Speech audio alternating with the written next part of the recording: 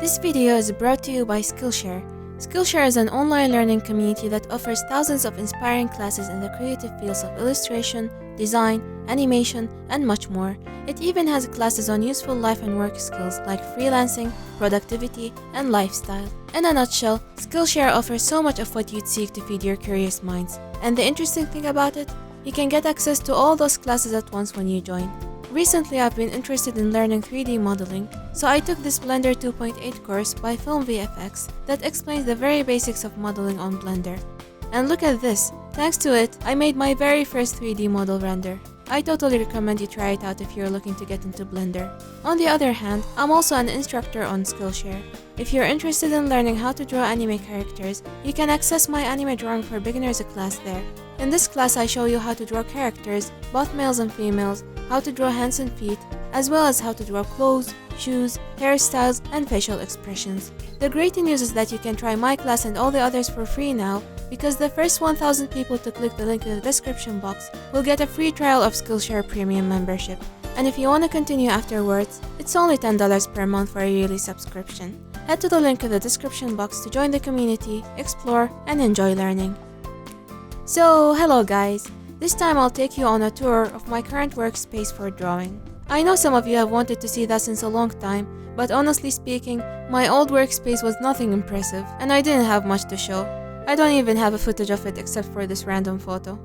But since I moved, I took it seriously to create a workspace that better reflects my interests and inspirations, because this is where I spend most of my time. It took me a while to completely organize everything as you see it now. To be honest, it still might need further refining, but for now, I think it reached a level where it's organized enough for me to show you.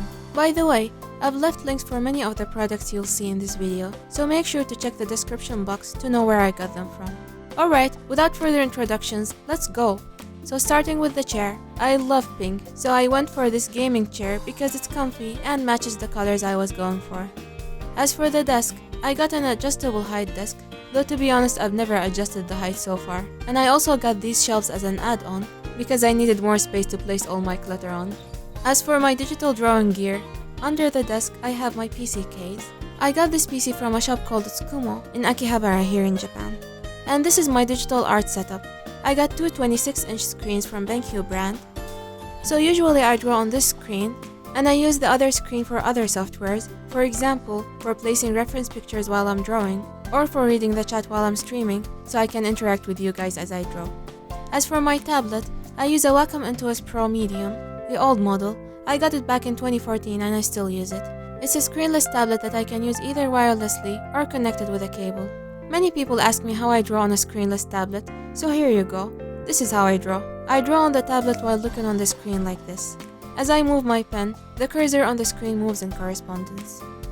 This is the pen stand. It also comes with my replacement nibs. And this is my keyboard, the one you like listening to as an ASMR while I'm streaming. These are just my phone earphones. I don't have professional headphones because based on my usage, these are good enough for me. And this is my mouse. I call it the Ooh mouse. And this is my mouse pad. It has two colors. I actually got it for the pink side, but after placing my Ooh mouse, the colors didn't look quite right, so I switched to the gray side. And over here I have my webcam.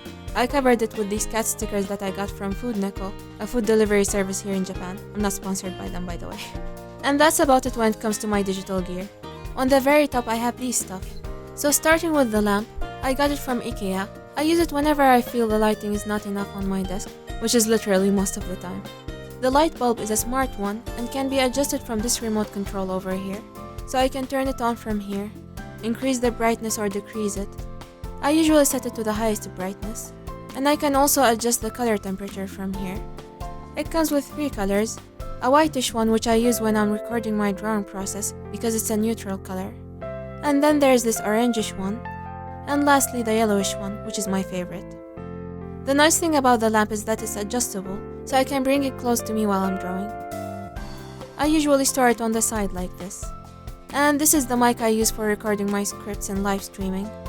And over here is the YouTube silver play button, which I got 2 years ago for reaching 100,000 subscribers. Thank you so much guys for your support. I wouldn't have got it without you.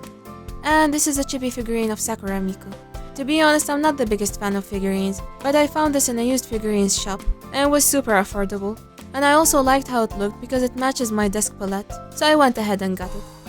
And over here, my favorite part, the whole collection of Pandora Hearts manga. Again, I got a used collection, which is honestly as good as a new, so it doesn't matter. I'm not a manga hoarder because I don't like to keep so much clutter, so I stick to only collecting my most favorite series. So here is a look into one of my Pandora Hearts volumes. I got it in Japanese because it's a good chance for me to practice my skills and learn new vocab. And I also have this small collection of Who Made Me a Princess in printed form. I couldn't resist the beauty of it. I love the art style. But unfortunately for now there are only 4 volumes, which is why my collection is so tiny. Moving on to the middle shelf, I have this light remote controller I showed you earlier. It's magnetic, so I store it here.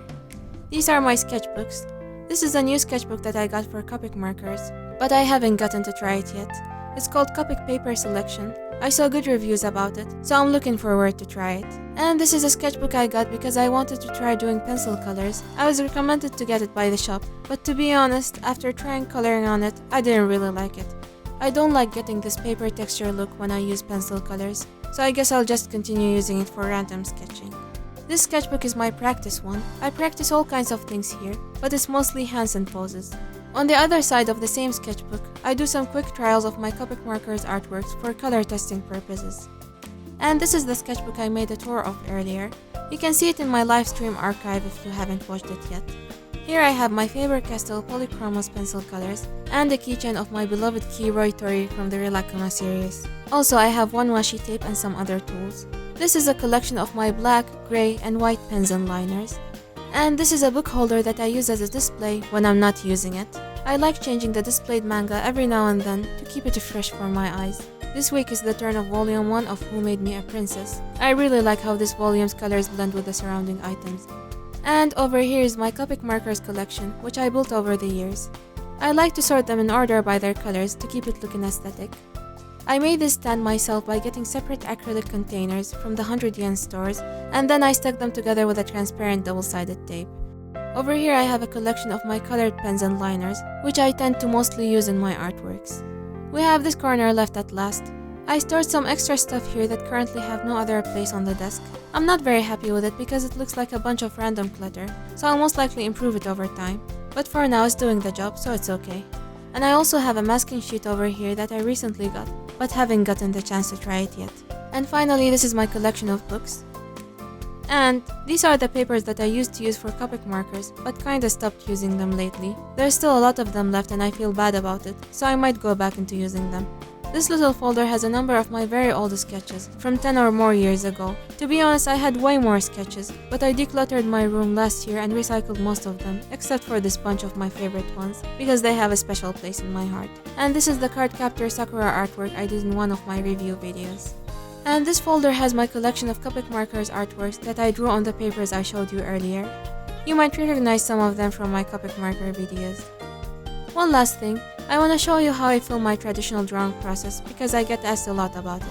So this is how I do it. I have the tripod placed like this with the camera over here, and I have the lamp light on. Of course, this is not the best placement of the lamp. I keep adjusting it until I find the best spot that doesn't drop shadows on my artwork, because that ruins the video I record. As you can see, I film my videos upside down, then rotate them when I edit them. Finally, this is the setup I have when I do live streams of my traditional drawing process. I use this phone holder and have my phone in the clamp over here, while simultaneously having it connected to the PC. Of course, I can't show you that now because I'm currently filming from my phone. But basically, this is how it looks. So that's all about my Workspace tour. We have reached the end of it. I went over my tools quickly because I was focusing on the Workspace itself, but if you'd like me to make another detailed tour of my art supplies, showing you everything one by one, then leave me a comment so I keep it in mind to do it next. Again, as a reminder, I've left you links in the description box of many of the items I showed you here, in case you'd like to get similar ones. So that's all for this time. Hope you enjoyed watching this. See you in another video.